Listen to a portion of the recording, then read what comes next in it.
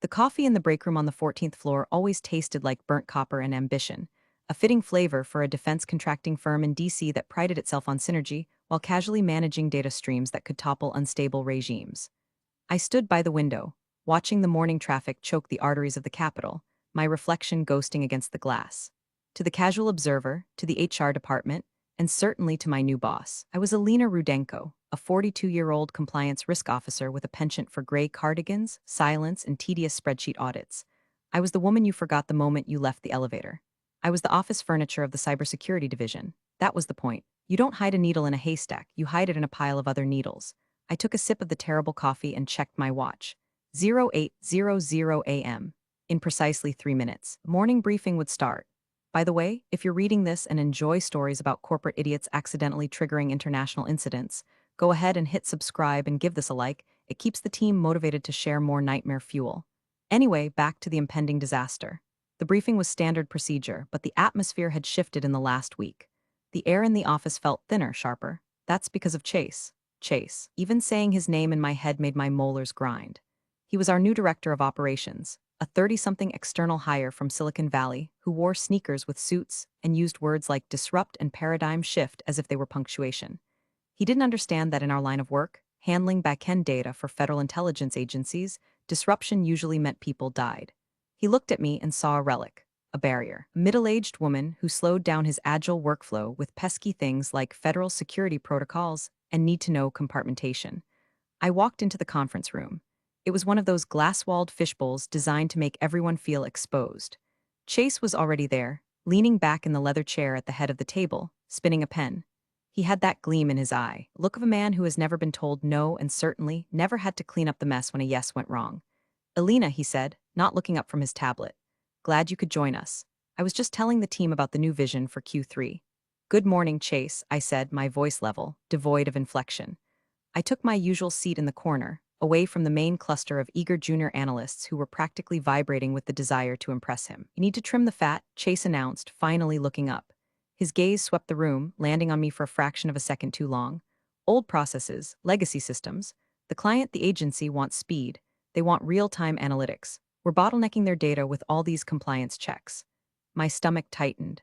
The compliance checks are mandated by the mesmerizingly boring but legally binding contract we signed with the Department of Defense, I said softly. Latency is a feature, not a bug. It allows for encryption scrubbing. Chase waved a hand dismissively. That's the old way of thinking, that's fear talking. We're going to streamline. I'm authorizing a bypass on the secondary firewall for the outbound logs. We go live with the new protocol on Friday. The room went quiet. The junior analysts looked at each other. They knew enough to know that was risky, but they were too young to know why. You can't do that, I said. I didn't raise my voice, but the temperature in the room seemed to drop 10 degrees. The secondary firewall isn't just for data integrity. It's a masking agent for source protection. And I'm the director of operations, Chase snapped, his veneer of cool guy boss cracking instantly. And I'm telling you, Alina, that you're too focused on the can'ts and not enough on the hows. If you can't get on board with the new direction, maybe you're not a cultural fit for where this firm is going. There it was, the threat. I didn't respond.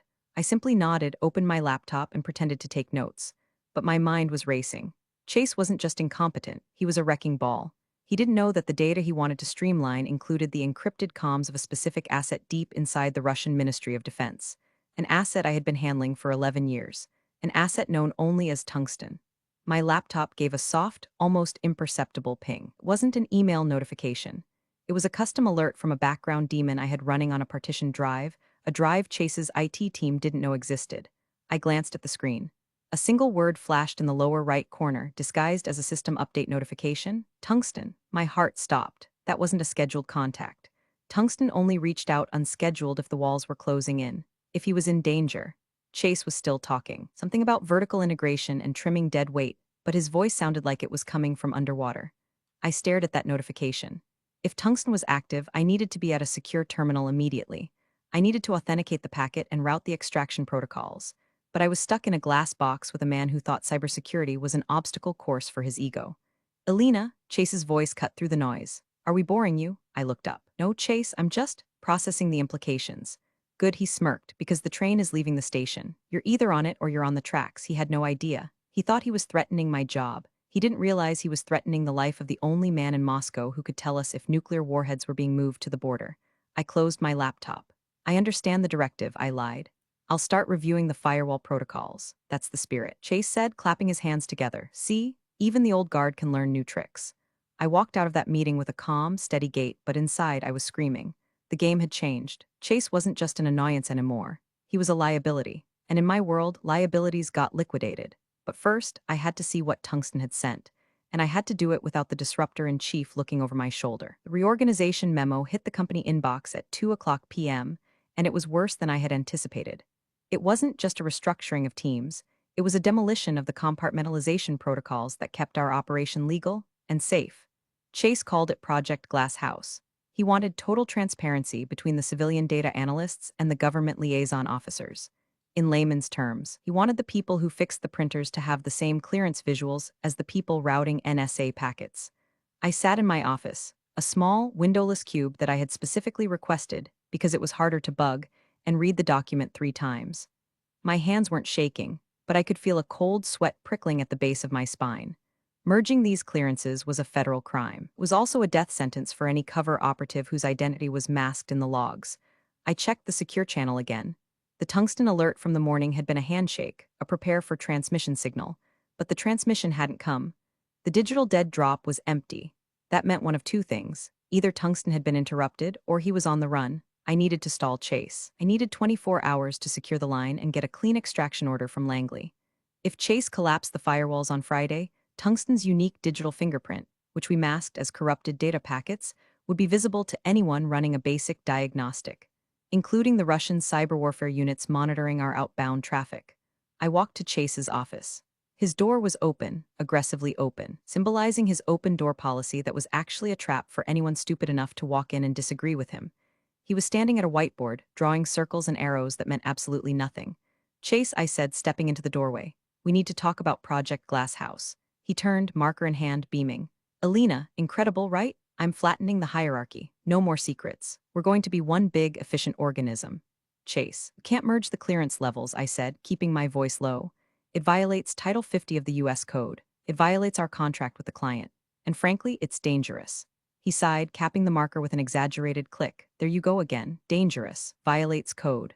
Alina, I spoke to legal. They said as long as we have internal NDAs, we're covered. You're clinging to red tape like it's a life raft. Legal reviews contracts, not operational security, I countered. There are active partitions in our system that protect external equities. If you drop the firewalls, those equities are exposed. He walked over to me, invading my personal space. He smelled of expensive cologne and arrogance. Let me be clear, he said, his voice dropping to a patronizing whisper. I was brought here to fix this company, to modernize it. You represent the stagnation I was hired to eliminate. I don't care about your external equities. I care about throughput. I care about the board meeting next week where I get to show them that I increased efficiency by 40%. Efficiency at the cost of security is negligence, I said. I shouldn't have said it. I knew the moment the words left my mouth that I had crossed a line with him. But the silence from Tungsten was screaming in my ears. Chase's face hardened. The smile vanished. Negligence? You're calling me negligent. I'm advising you of the risk, I corrected. If you proceed, I will have to log a formal dissent in the compliance record. He laughed, a sharp, barking sound. Log whatever you want, Alina, but know this, I'm restructuring the personnel chart too, and I'm looking for team players, not roadblocks. I left his office, my blood running cold. He wasn't going to listen. He was going to burn the house down to prove he could fix the heating. Back at my desk, I initiated a protocol I hadn't touched in 5 years. I opened a terminal window and typed in a command line that looked like a standard disk defragmentation request. In reality, it was a heartbeat ping to Tungsten's last known location. Nothing. The cursor blinked. Come on, I thought. Give me something. Then a response. Not a location, but a code. Solstice. My breath hitched. Solstice meant the asset was burned. It meant his cover was blown. He was in immediate danger of capture or execution. He needed immediate extraction. I reached for the secure phone to call the station chief at Langley. I needed to declare an emergency. Alina, I jumped. Chase was standing in the doorway of my office. He had 2 people with him, the head of HR, a woman named Linda who looked like she was constantly smelling something unpleasant, and a security guard. Put the phone down, Chase said. Wasn't smiling anymore. I'm in the middle of a diagnostic, I said, my hand hovering over the receiver. It's critical, it's over, Chase said. Linda stepped forward, clutching a folder to her chest. Alina, effective immediately, your employment is terminated for cause. Specifically, insubordination and refusal to adhere to new operational directives. I stared at them. They were firing me, in the middle of an active exfiltration crisis. You can't do this right now. I said, my voice steady but urgent. Chase, listen to me. There's a situation unfolding that you do not understand. If you cut my access now, people will die. Chase rolled his eyes. Always the drama. People will die. It's a server farm, Alina, not a battlefield. Hand over your badge and your laptop. I looked at the phone. I looked at the terminal where the word solstice was fading from the screen. If I fought them, security would drag me out. It would cause a scene, and I would lose any chance of helping Tungsten from the outside. I had to play the long game. I had to let them win the battle so I could win the war. Okay, I said. I stood up slowly. You want the badge? You can have it. I reached for my lanyard. But as I did, my other hand brushed the enter key on my keyboard one last time. It wasn't to save a file. It was to execute a script I had written years ago. A dead man's switch. If my credentials were revoked without a specific suppression code, the system would silently tag every single action Chase took from this moment forward and mirror it to a secure cloud server accessible only by the CIA. Here, I said, handing the badge to Linda. And the laptop, Chase demanded. I closed the lid. It's encrypted. You won't be able to access it. IT will wipe it, Chase sneered. Get your personal effects. You have 5 minutes. There is a specific kind of silence that accompanies a walk of shame in a corporate office. As Linda and the security guard escorted me back to my desk to collect my personal items, the entire floor seemed to hold its breath. Heads bowed, eyes averted. The junior analysts, the ones who had laughed at Chase's jokes, suddenly found their screens incredibly fascinating. They were terrified. If the compliance officer, the fixture who had been there for a decade, be walked out like a criminal, no one was safe. I didn't look at them. I focused on the task. I picked up a framed photo of a dog I didn't own. Standard tradecraft makes you look human without revealing personal leverage, a stress ball, and my favorite mug. I left the plants. They were fake anyway, much like Chase's leadership skills. Make sure she doesn't take any flash drives, Chase barked from the hallway. He was enjoying this. He was preening. He was the alpha wolf culling the weak. I have nothing but personal effects, I said to the guard, opening my purse to show him. He looked embarrassed. He knew me. We had chatted about his kids' soccer games for years. Sorry, Miss Rudenko, he muttered. Just doing the job. I know, Mike, it's okay. As I walked to the elevators, I felt the severance of the digital tether. My phone, which had been synced to the company's secure server, buzzed once and then went dark as the MDM, mobile device management, profile was remotely wiped. I was now blind. I couldn't see the logs. I couldn't see the firewall status. I couldn't see Tungsten, but Chase had made a critical error. He assumed that revoking my clearance stopped the machinery I had built. It didn't. It just removed the brakes. The elevator doors closed, shutting out the sight of Chase standing with his arms crossed. Victor's smirk plastered on his face. As the car descended, I closed my eyes and exhaled, a long, shuddering breath. The mask slipped for just a second. Fear, cold and sharp, pierced through me. Tungsten was out there in the cold, and his handler had just been blinded. I walked out of the lobby and into the humid DC afternoon. The sun was blinding. It felt surreal to be standing on the sidewalk at 2:30 p.m. on a Wednesday. I walked 2 blocks north, away from the building, to a nondescript sedan parked in a garage that cost more per hour than most people made in a day. I got in, locked the doors, and reached under the passenger seat. I pulled out a burner phone, a heavy encrypted satellite device that looked like a relic from 2005. I powered it on. It took 30 seconds to acquire a signal. Those 30 seconds felt like a lifetime. I dialed a number that didn't exist in any phone book.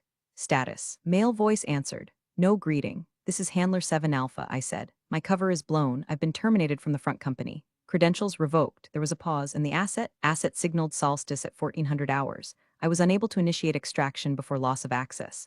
Damn it, the voice hissed. It was the deputy station chief. How compromised is the company architecture?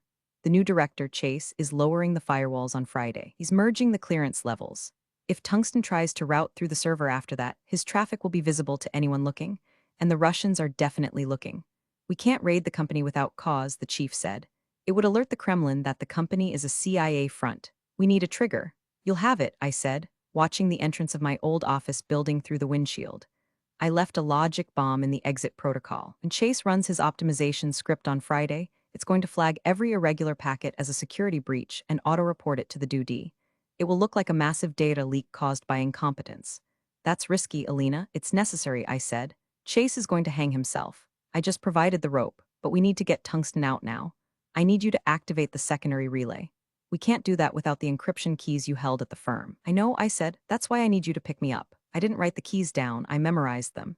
Stay put. Asset recovery team is inbound. Ida 10 minutes. I hung up and leaned back in the seat. I watched the building. Chase was probably up there right now, giving a speech about the new era. He had no idea that by firing me, he had just engaged the gears of a machine that would grind him into dust. They took the bait, I whispered to the empty car. But as I watched, I saw a notification pop up on the burner phone. It was a forwarded packet from the passive listening post I had set up on the company's guest Wi-Fi months ago. Subject, priority / tungsten / location ping. It was a geolocation tag. Moscow, but not the ministry. It was a transit hub. He was moving, and he was terrified. Thursday passed in a blur of manic energy inside the company. According to the intercepted chatter I was monitoring from my temporary base of operations, a sterile hotel room in Arlington with blackout curtains, Chase was on a victory lap. He had ordered pizza for the entire floor. He was walking around high-fiving the developers. He had scheduled the firewall migration for Friday morning, calling it Liberation Day. I sat in the dark, the glow of 3 monitors illuminating my face. The satellite uplink was stable. I had recreated a mirror of the network traffic using the backdoor I'd mentioned to the chief. It wasn't full access. I couldn't stop Chase, but I could see what he was doing. At 10 o'clock a.m., a junior sysadmin named Kevin, a good kid, smart but timid, flagged an anomaly.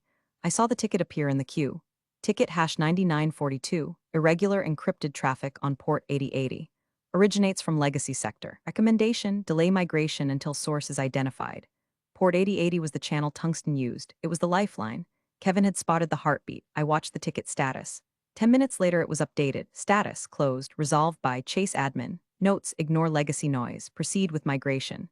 Stop looking for ghosts, Kevin. My fist clenched around the coffee mug until my knuckles turned white. Chase wasn't just ignoring the warning signs. He was actively suppressing them to preserve his timeline. He was choosing his ego over national security. I switched screens to the map of Moscow. The geolocation tag for Tungsten hadn't moved in 4 hours. That was bad. An asset on the run keeps moving. Static means captured or dead or pinned down. Come on, I whispered. Move. The phone rang. It was the chief, Alina. We have visual confirmation of activity near the asset's last ping. FSB vans, heavy presence. My stomach dropped. Did they find him? Unclear. But we're picking up chatter on the Russian military bands. They know there's a leak. They're closing the net. They're looking for the digital footprint. And tomorrow morning, Chase is going to light up that footprint like a flare, I said. Can you stop it remotely? No. He physically pulled the server blades for the secondary firewall. He's bypassing the software controls. It's a hardware bridge now. Unless I walk in there and cut the cable with bolt cutters, the data merges at 0900 tomorrow. We can't get a team in there that fast without causing a diplomatic incident, the chief said. If we raid a US company, we admit we were using it for espionage. The Russians will use that to justify executing the asset publicly. So we have to let Chase do it. I realized, the horror settling in. We have to let him expose the asset to prove the incompetence. No, the chief said. We need a diversion. We need the system to crash before the merge completes. I looked at the code scrolling on my third monitor. The dead man's switch I had mentioned earlier. It was designed to log errors, but with a few tweaks, it could be weaponized. I can overload the logic bomb, I said. Turn it into a denial-of-service attack from the inside. It will brick the servers. We'll destroy the company's credibility, cost them millions, and probably get Chase arrested for negligence. Do it, the chief said. Burn the company. Save the asset. I need to get close, I said. My remote access is read only. I need to be within Wi-Fi range of the building to inject the command. You're compromised, Alina. If they see you, they won't see me, I said, standing up and grabbing my coat. I'm just the woman they fired. I'm nobody. I drove back to the city as the sun went down. The building, a tower of glass and steel, loomed against the twilight sky. It looked peaceful, corporate, safe. Inside, Chase was probably drafting his press release about the successful restructuring. I parked in the underground garage, 3 spots away from the elevator bank. I pulled out a high-gain antenna and connected it to my laptop. I scanned the networks. There it was, guest Wi-Fi, weak but usable. I started typing. The code was complex, a cascade of commands that would flood the internal routers with contradictory instructions the moment the migration started. It wouldn't stop the merge, but it would freeze the data flow long enough for the asset to go dark. As I worked, I saw a movement in the rearview mirror, a security patrol car. I lowered the screen, my heart hammering against my ribs. The car cruised past, the guard sweeping a flashlight over the rows of parked vehicles. The beam washed over my windshield, blinding me for a second. He didn't stop. I let out a breath and hit enter. Command queued, execute at 090000. I was setting the timer on a bomb, and I was sitting right on top of it. Friday morning, 08:59 a.m. I wasn't in the building, but I could imagine the scene perfectly. Chase would be standing at the front of the operations floor, probably holding a coffee cup with a smug slogan like fueling the hustle. The junior analysts would be at their stations, fingers hovering over keyboards, waiting for the go command. The big screens on the wall would be displaying the network topology, currently green, waiting to turn the new shade of optimized blue that Chase was so fond of. I was sitting in a diner across the street, nursing a tea I hadn't touched. My laptop was open, connected to the passive sniffer. 0900 a.m.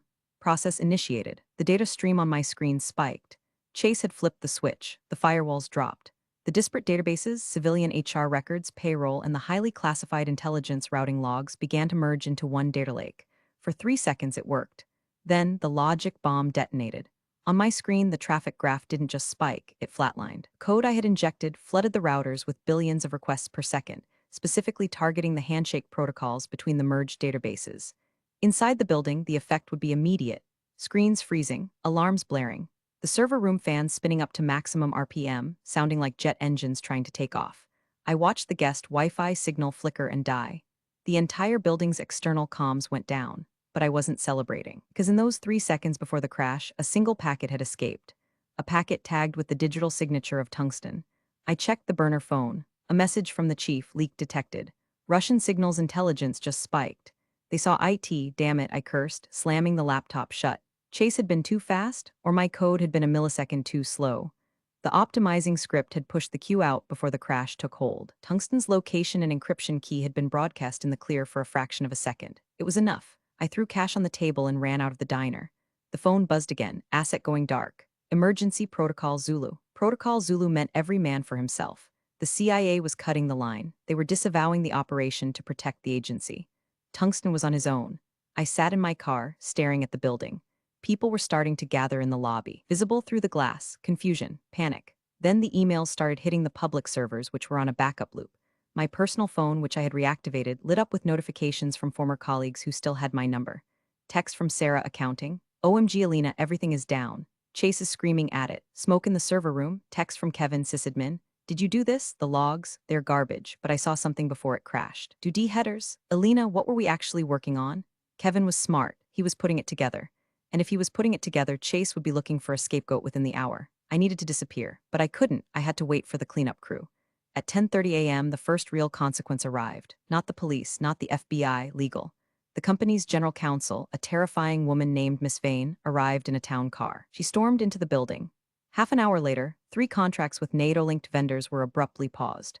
The automated systems at the Pentagon had detected the breach and automatically severed ties with the firm. Chase's efficiency had just cost the company its primary revenue stream in 90 minutes. But inside the bubble of his ego, he still didn't get it. I checked the intercepted internal comms, which were now leaking like a sieve due to the crash. Chase to CEO, minor glitch in the migration. Legacy hardware issue, fixing it now. Rudenko left us a mess. He was blaming me. Perfect. I dialed the chief. The breach is confirmed. Chase is trying to cover it up. He's blaming the crash on my previous mismanagement. Let him, the chief said. His voice was ice cold. The asset has been moved. We think we got him to a safe house, but it's close, too close. The Russians are tearing Moscow apart. And the company, we're done with them. The station chief is landing in DC in 2 hours. We're taking over. Am I clear? I asked. Not yet, the chief said. You're the handler. You need to testify. You need to walk back into that building and point the finger. Walk back in? I laughed, a harsh, jagged sound. They'll arrest me for trespassing. No, they won't, the chief said, because you're going to walk in with us. Monday morning, 6:03 a.m. The sun hadn't fully risen yet, casting the executive parking garage in deep, bruised purples and grays. The air smelled of ozone and wet concrete. 2 black SUVs rolled into the garage, moving with the heavy, predatory grace of sharks entering a reef. They didn't stop at the security booth. The barrier arm lifted automatically, overridden by a remote signal.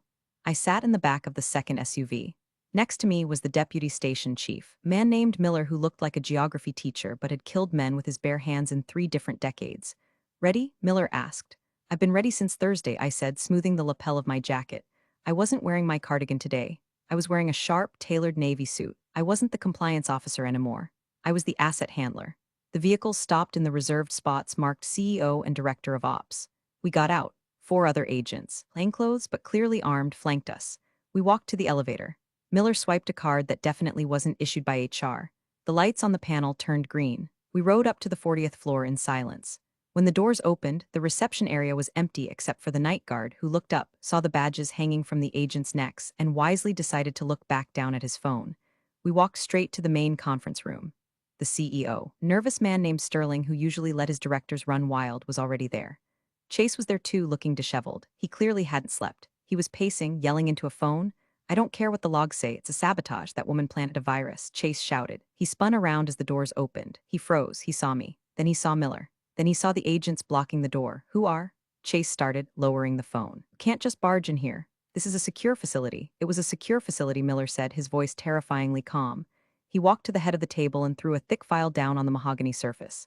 The sound was like a gunshot. Now it's a crime scene. Who are you? Sterling, the CEO, asked, standing up. He was shaking.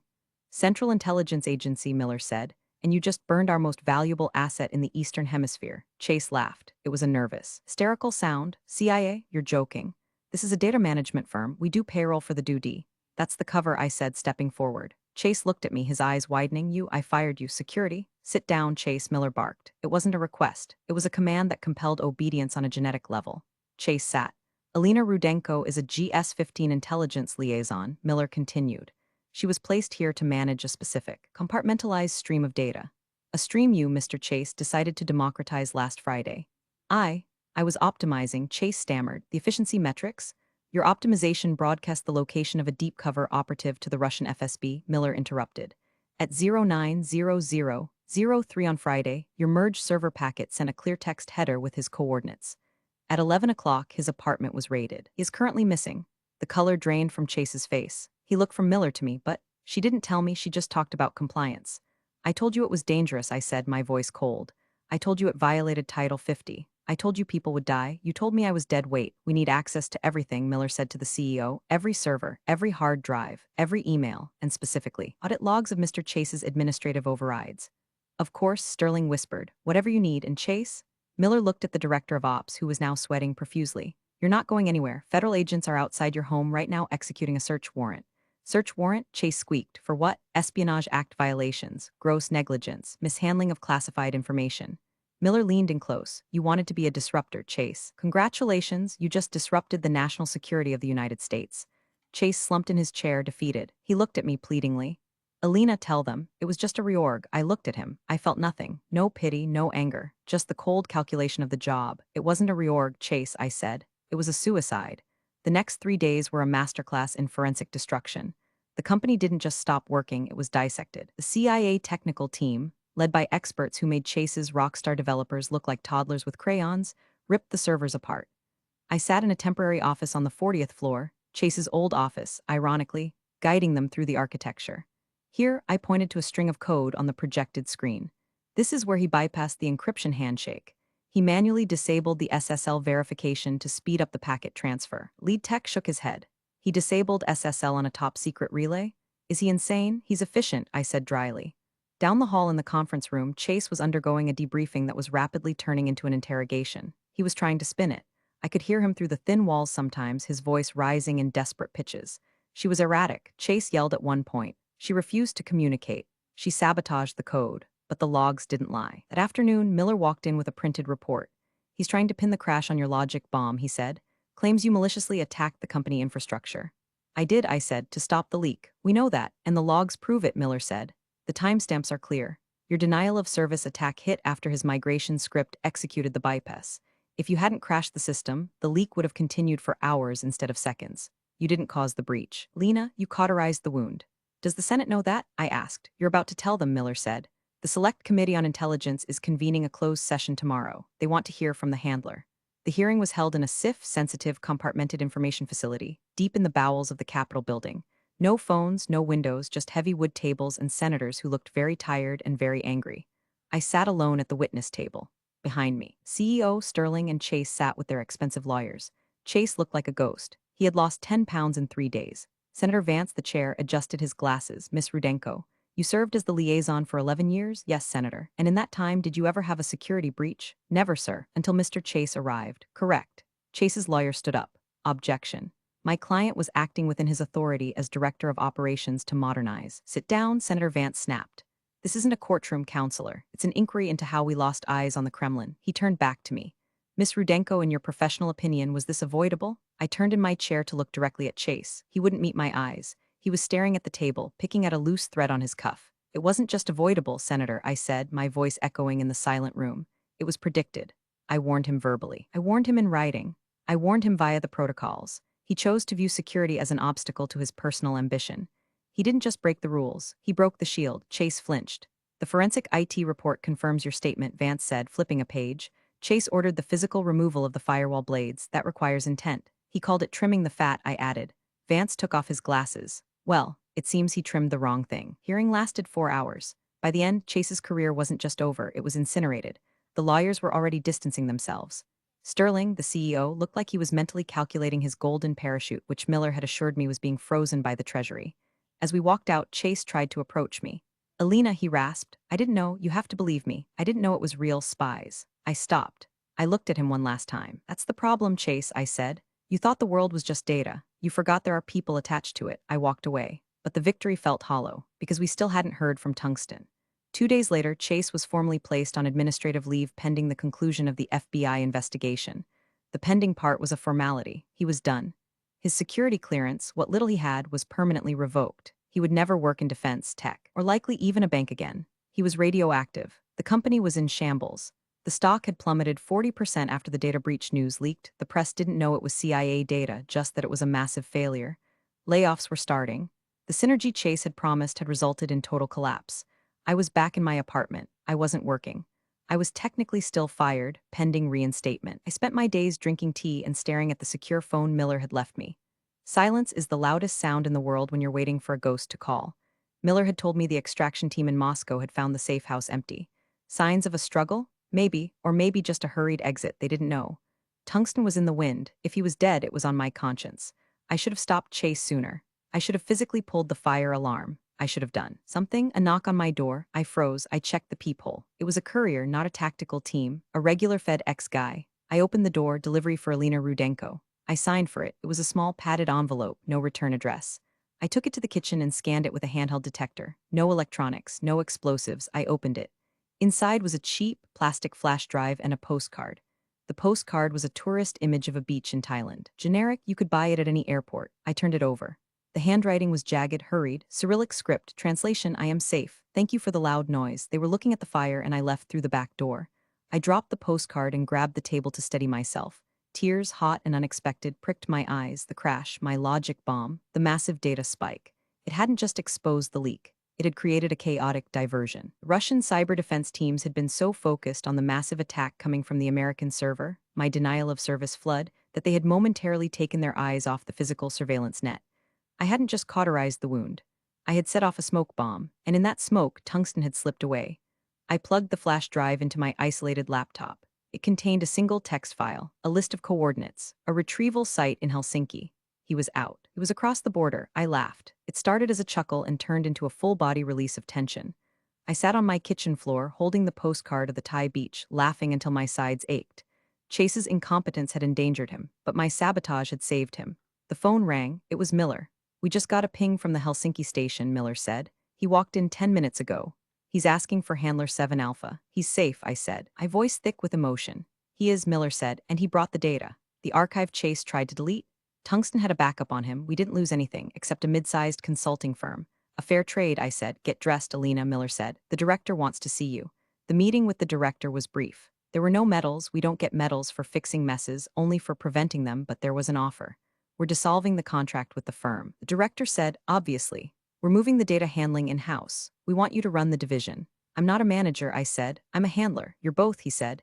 You navigated a hostile corporate takeover, neutralized a compromised executive, and orchestrated a blind extraction of a Tier 1 asset using nothing but a laptop and a logic bomb. You're exactly what we need. I took the job. 1 week later, I went back to the building one last time to clear out my office, for real this time. The atmosphere was funeral.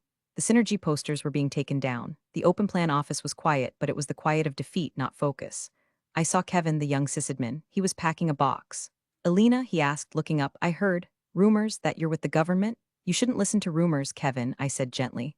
But you're good at what you do. Check your LinkedIn tomorrow. I might know some people looking for a sysadmin who knows how to read logs. He smiled, a genuine, hopeful smile. Thanks, Alina. As I walked toward the elevators, the doors opened and Chase walked out. He was unrecognizable, no suit, just jeans and a t-shirt. He was carrying a box of personal items. He looked smaller, deflated. The arrogance had been surgically removed by the reality of federal indictments. He saw me. He stopped. The lobby was busy, people leaving, lawyers entering, but for a moment it was just the two of us. The disruptor and the dinosaur. I didn't know, he said again. It was his mantra, his shield against the crushing weight of his own stupidity. Ignorance isn't a defense, Chase, I said. It's a vulnerability. What happens to me now, he asked. He sounded like a child. You go to court, I said. You plead guilty. You probably do some time. Maybe just probation if you cooperate, but you'll never touch a keyboard for a cleared company again. He looked down at his box. It held his world's best boss mug, which he had bought for himself, and a stress ball. I just wanted to make it better, he whispered. You wanted to make it yours, I corrected. There's a difference. I walked past him. I didn't look back. Outside, the air was crisp. The black sedan was waiting. Miller was in the driver's seat. I got in. Where to? Miller asked. Langley, I said. We have a debrief with Tungsten at 1400. Copy that. As we pulled away, I watched the glass tower recede in the rearview mirror. It was just a building, a shell. Inside, people were panicking about quarterly earnings and press releases. But out here in the shadows, the real work continued. I wasn't the compliance lady anymore. I wasn't the gray woman in the cardigan. I was the firewall, and I held the keys. Drive, I said. Miller merged into traffic, and we vanished into the stream, invisible, silent, and absolutely essential. Competence speaks louder than any title. Alina didn't just leave a job, she orchestrated an entire unraveling of corporate arrogance. Real power isn't about snapping orders, it's about holding the essential keys and knowing exactly when to let go. Appreciate you all for sticking through this one. See you in the next story.